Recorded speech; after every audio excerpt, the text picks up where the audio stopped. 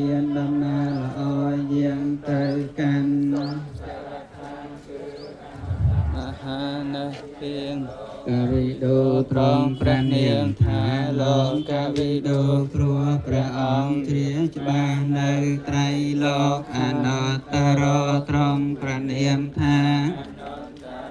ព្រោះព្រះអង្គ មានដំណើរល្អយាងទៅកាន់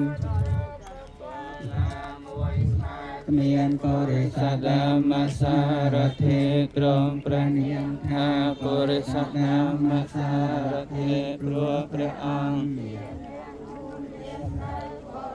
ដែលធ្វើឧបនិស្ស័យគួរនឹងទូលមានបានតាមថាទេវមនោសានឹង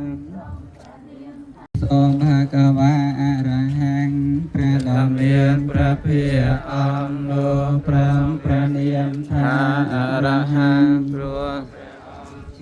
ចាសានសត្រូវគឺកិលេសព្រមទាំងវាសនាគឺកាយប្រយោគនិងវចីប្រយោគសម្មាសម្ពុទ្ធ